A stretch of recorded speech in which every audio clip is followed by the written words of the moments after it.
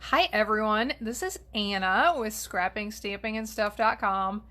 Thanks for joining in today to make a card project. I wanted to show you all of these. We are going to make this one today, but I wanted to show you all of them. As a lot of you know, Stampin' Up's sale-a-bration is still going on, which means that with every $50 order that you place, you can choose a free item. So some of the free items are stamp sets, some are paper packs. There are a lot of different options. And this past week, we had a new release of items. So you have even more choices of the free items you can get now with an order. And I got this flowering foils paper pack. These come and they measure 12 by 12 inches. So they're great for scrapbooking or cards or any other paper projects you want to work on. And they are absolutely gorgeous. They have both silver and copper prints in them. There are 4 different designs, and you get 3 sheets of each one. So it comes with 12 sheets, and these are just so pretty. And I wanted to make a project to highlight how gorgeous they are. So I started with these 4 cards. Just added a nice little embellishment, some ribbon, and used the paper just as it came in the pack. And I love them. Aren't those pretty? They didn't take hardly any time to make. I thought they turned out really elegant and pretty. But I wanted to show another way to use these papers. So I got out my Stampin' Blends markers and I started adding color to these same prints. So I wanted to show you, I'll show you real quick which colors of the Stampin' Blends markers I used on these, and then you'll get an up close and personal look at how to make this and how to do the blending and everything from someone who is not an expert. I have not watched a lot of tutorials, haven't really done a lot with that. I just play around with the blends until I like the way they look. So let's show you real quick which colors I used. This card, I used our Bermuda Bay markers and our Pool Party ones, and I colored a strip of the darkest strip. I left a little gap in the middle, a strip of the next Bermuda Bay, strip of the dark Pool Party, a strip of the light Pool Party, and then in the openings in between, I went back and I shaded the 2 colors together. So that was that card. On this flower one, I used light pumpkin pie, the 2 crumb cakes, bronze, and I believe I mixed in some petal pink as well. I loved how that one turned out, just with a little hint of color. This one, I wasn't quite, you could do lots of patterns with this blocky design. I just decided to do this diagonal. And let's see, these are Rich Razzleberry and Night of Navy are the ones I used. So I started with the light Rich Razzleberry in here, came out each direction with the darker Rich Razzleberry, and then the light navy and the dark navy. Nope, I think I did the dark navy here and the light navy there. And then for this one, we are going to make today. Here are the markers that we are going to use. We have the Old Olive blends, the Calypso Coral blends. These are, which ones?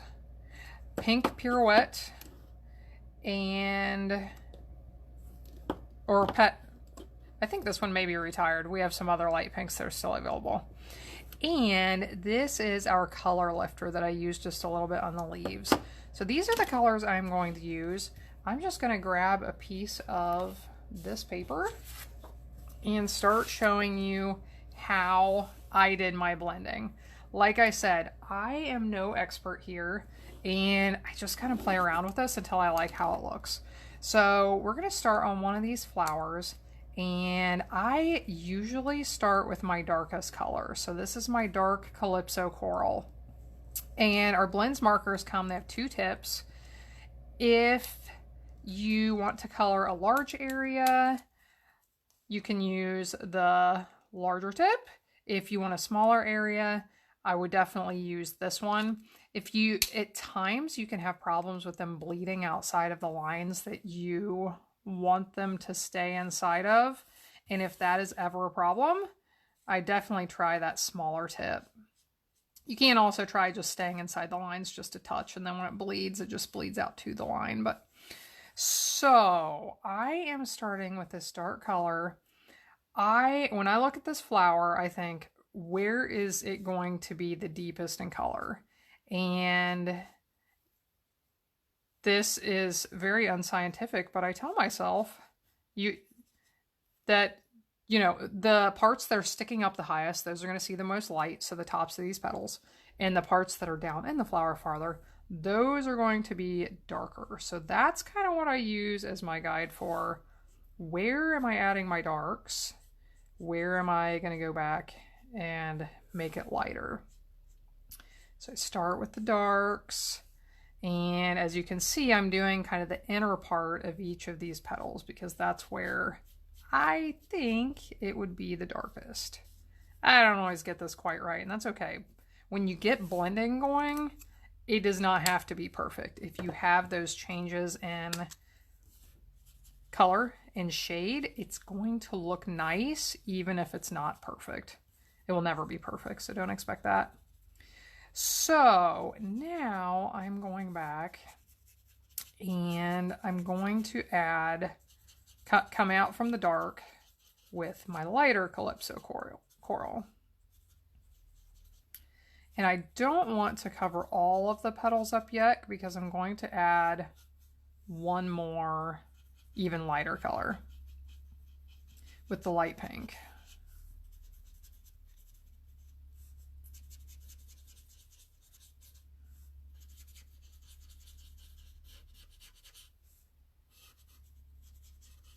So I add some color, and then if you still see that dark line between the two, go back, go over it again, and that usually helps it blend together a little bit more. Sometimes I'll even come back another time if I don't like how it looks. I still see a dark line there. So I'm going to go over that one more time.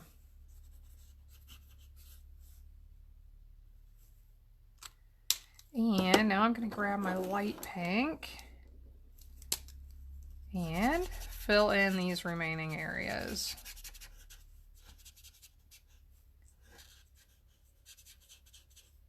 If you want to do smaller areas at a time, like just part of the flower, that might be a good idea. Once the ink dries, I think it's a little bit harder for it to blend. So doing smaller areas might be a good idea. Like I said, I just kind of play around with this and I don't get too uptight about it. So I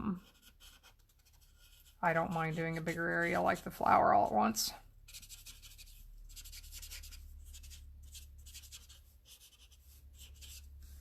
All right, there we go. As it dries, it'll change just a little bit, but there you can see one of our flowers done.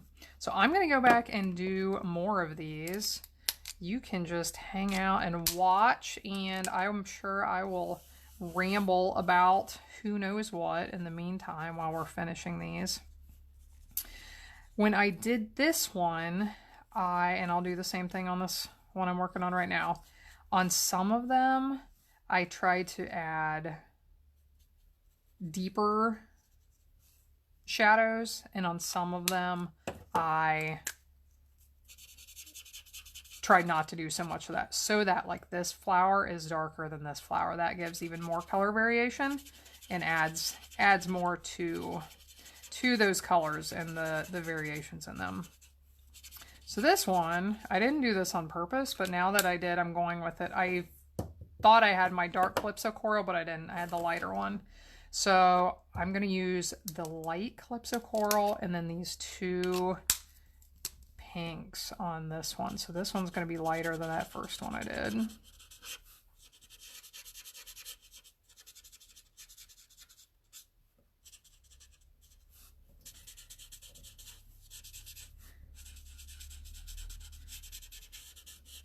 You can even add, these can be as dark and as light as you want. If I wanted any of these to be even darker, I could grab one of my reds or one of my even deeper colors and blend that in as well. I love these blends, how there's just so much you can do with them. You can mix any and all of the colors to get pretty much anything you want. So I'm going to add quite a bit of this dark Calypso coral on this one.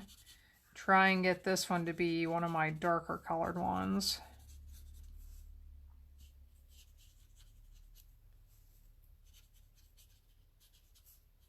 Talk a little bit about our blends markers.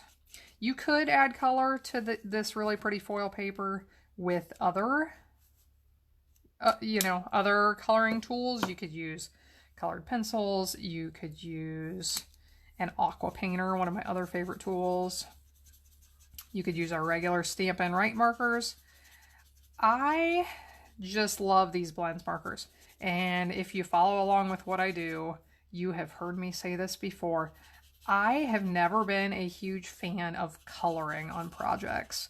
I am not one to stamp something and sit down and just spend, 5 or 10 or 20 minutes coloring.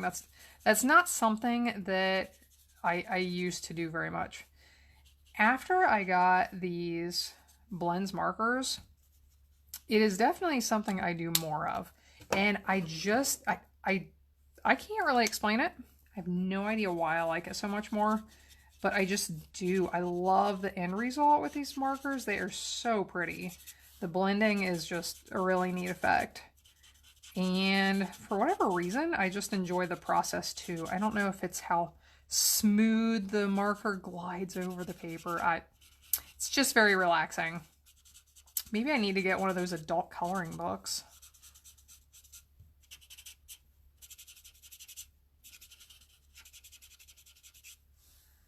Okay, so I think I'm going to color that a little bit, make it look like part of the flower. Okay, I think we got that one done. This one right here, I'm going to make another light one. I think I'll add just a touch of my dark, but not much.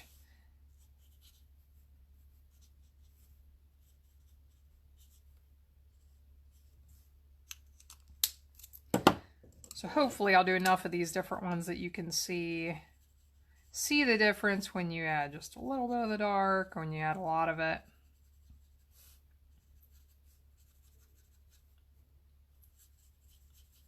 But these Stampin' Blends markers are really neat. You can get them individually or you can get them in sets of 2. So like my Calypso corals, you can get those in a set if you like. Or if you just want to get one of each color, you can do that too. And you can always blend between colors. So you could blend one of your Calypso corals and have one of these light pinks and blend them that way as well, if you don't get both of them in the set. Okay, I think I'm going to make this one down here really light. And so I'll start with the light Calypso coral. And on this one, when the flowers lay different ways, then I have to think about like, well, how do I want to shade this? Where do I want my darker colors? Guess I'll start here. And I don't know. This is one of those that I'm not quite sure what I'm doing. I'm just going to go with it. I think I'm going to put the darker ones out on the edge of this.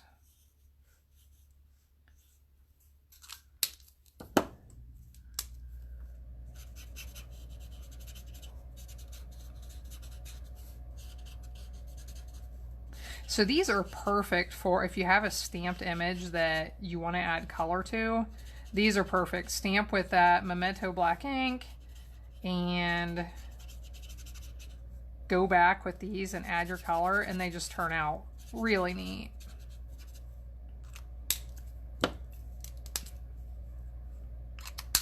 I like to use this thicker part of the marker better. I find that it doesn't blend quite as well when I use the other tip. It still blends, but for whatever reason, it doesn't always blend quite as well. So I usually try to use the thicker tip. And on this paper right here, I mentioned the bleeding problem earlier. This paper right here is not bleeding at all. So that is nice. But like I said, if you try these and ever do have problems with bleeding, either you can try a different kind of paper. The kind of paper you're using can have an effect. Or just stay in just a touch from that outside line where you want the color to stop. And that should solve your problem.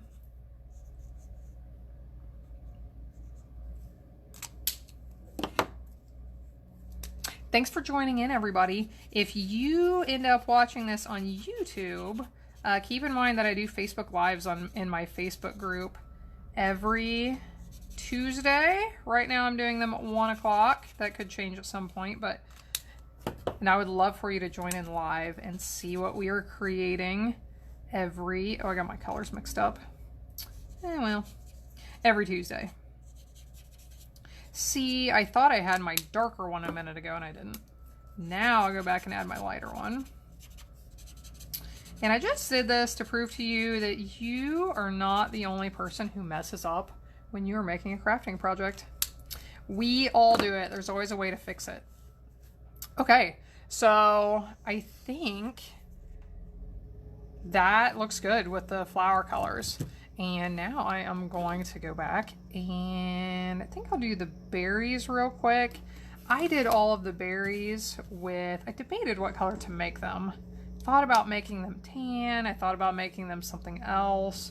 I just went ahead and used the light Calypso Coral on all of them. I didn't do any shading on them.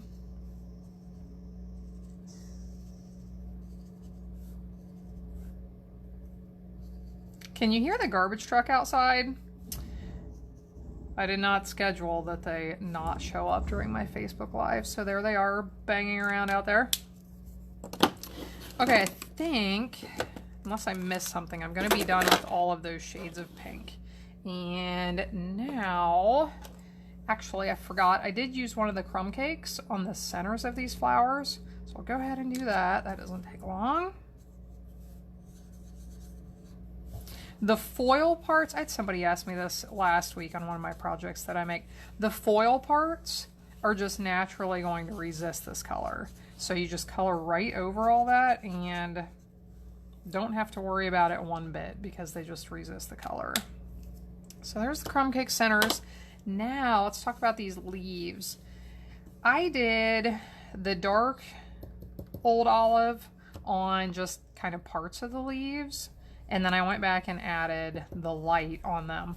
Now, I also, on a few of these leaves, just to give some more variation, I just used the light old olive, and then I used my color blender to blend it into the white a little bit, just to make it a little bit lighter. On this one, I'll show you both of those, but I think overall I may try to do a little bit darker leaves than I did the other time. So I'll show you the techniques I used. One example is to go over and make the veins of the leaf, go over them with the dark, and then just go back over with the light old olive and blend all over that. So there's one. You could do, this will be similar, but kind of change where the dark is. You could, let's say it gets darker as it goes under the flower over here, so you could start on that part of the leaf with the dark and blend it out to be lighter here on the tip. Let's say you want it to be even lighter on the tip. Grab your color lifter and that will remove a little bit of that color. And then the other thing I did was just the light old olive, and I just kind of went around a couple of different spots. We'll just do the edges on this one. Then I used my color lifter, make sure I'm calling it the right thing, and just kind of went all over it. And this blended the green into the white a little bit. And that will lighten a little bit as it dries here, but that just gives a little bit lighter leaf. So I am going to keep going with these same techniques and just fill in the rest of these leaves. So I'm curious, have any of you tried the blends? If you have used the blends, go ahead and share a comment. Let me know what you think about them.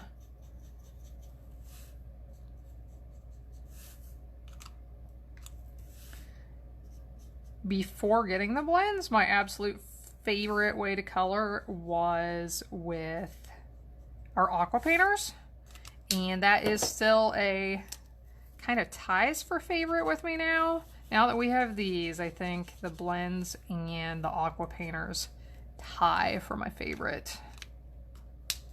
They just both create a really pretty effect, and you can get nice shading, and it adds a lot to your projects.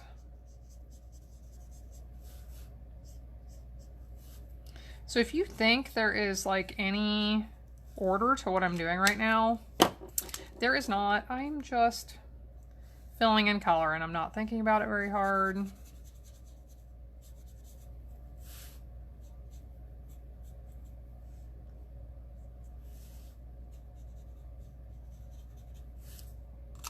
After we get this done all the way, then we will assemble the rest of the card, which will take just a minute. Show you the products I use for the stamps and that die cut for the greeting. I just love that set of die cuts. You can, or dies. You can use those for all sorts of things.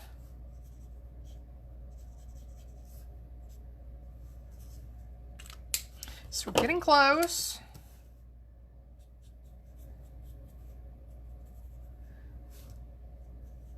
This is not the way I normally do it. I normally do my dark color first and then come back with the light, but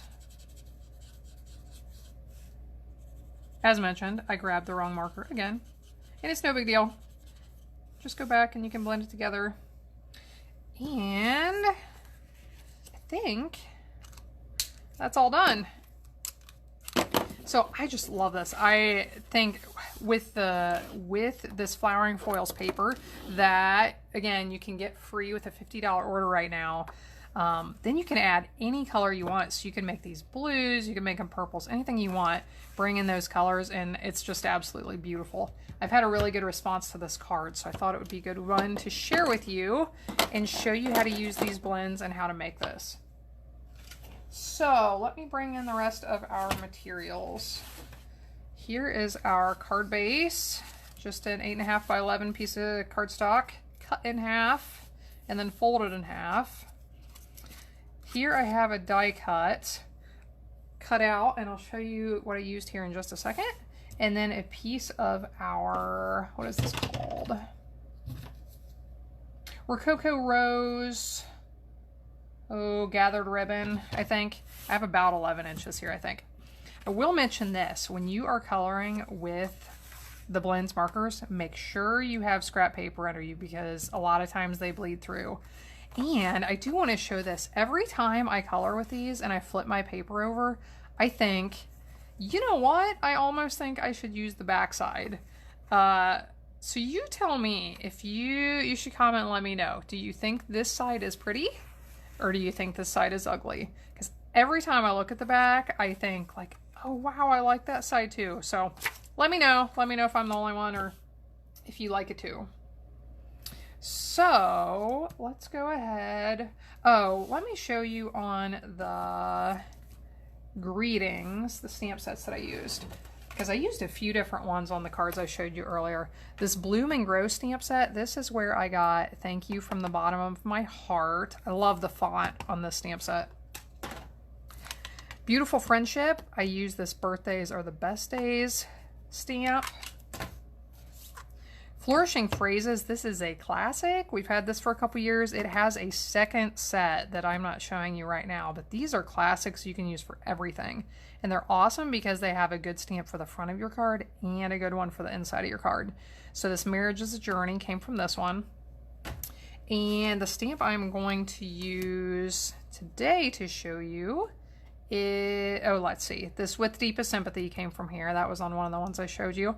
But I am going to use Wishing You Every Happiness This Special Day Will Bring. And These Are the Moments We'll Look Back On With Joy. These are the ones I'm going to use today. The Peaceful Moments stamp set. And this was the die set I used for this really nice stitched die cut that is perfect for greetings on the front. All of these are great for greetings and other images on the fronts of your cards. So this is called the Stitched So Sweetly dies that are really nice. So let's go ahead and stamp. Got my Smoky Slate ink pad here.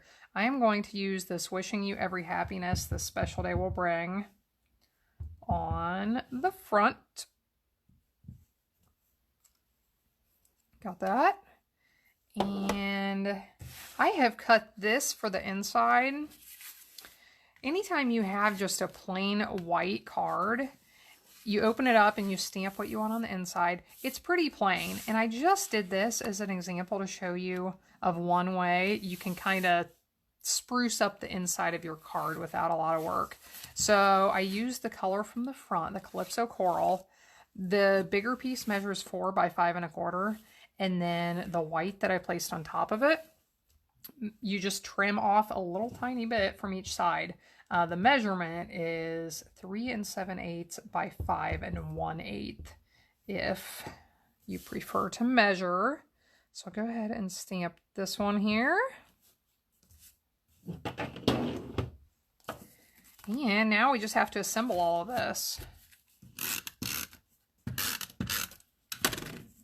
So these are really nice cards. If you need a handful of wedding cards or birthday cards or any type of cards, this is a really nice way you can sit down, maybe watch some TV.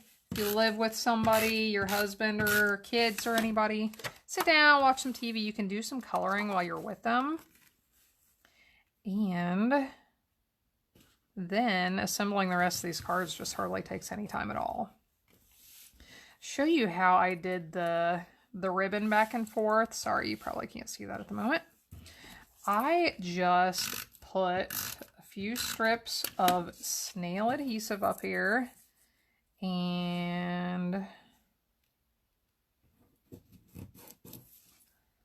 I'll attach the bottom of it, loop it around, bring it back down this way, and then do that one more time, loop it around up this other way. And now we will just put this greeting on top. I'm going to put a couple of dimensionals on the back.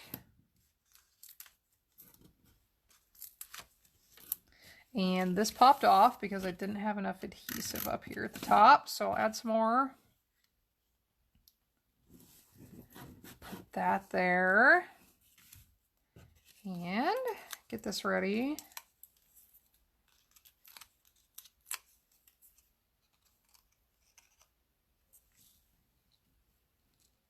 To add right up here at the top. And I just love those. I think they turned out so pretty. So now, hopefully you have a little bit better idea how to use our Stampin' blends. And you'll have to let me know what you think about this. I'm going to bring these 4 cards back in here real quick. And tell me which one of these is your favorite. Was it the flower one that we made today? Or one of these other ones that I have as well? So before we go, I will mention, in addition to the sale-a-bration rewards available right now, where you can get a free item with a $50 order, I also do customer rewards gifts. If you order from my website using the current hostess code, you can choose from, I always have 2 gifts. If you place a $50 order, you get to choose one. If you place a $100 order using that hostess code, you get both. This month's items are the Pearlized Doilies and the Stampin' Chamois. If you have not seen the Stampin' Chamois, I'm going to show you right now. I'm going to clean my stamps before we go. And you just wet it down. And I haven't cleaned these yet from just stamping. All you do is just tap it on there and you can see a little bit, just barely, the ink that came off. It just sucks the ink right off. and that is clean. I had to press a little bit harder to get into the grooves, but if you just press a couple of times, it's clean. Love this thing. It's perfect for traveling. After you're done using it, you just leave. I keep mine in a stamp case and just leave it open. Let it dry out so that it doesn't grow funk and things that you don't want to grow in there on that damp surface. It just dries out. Next time you want to use it, you just wet it down and squeeze it out a few times to get the ink out. And you're good to go. You can use that again. So thanks everybody for joining in. I hope to see you next week, and I hope between now and then that you have some time to make some cards. Thanks, everybody.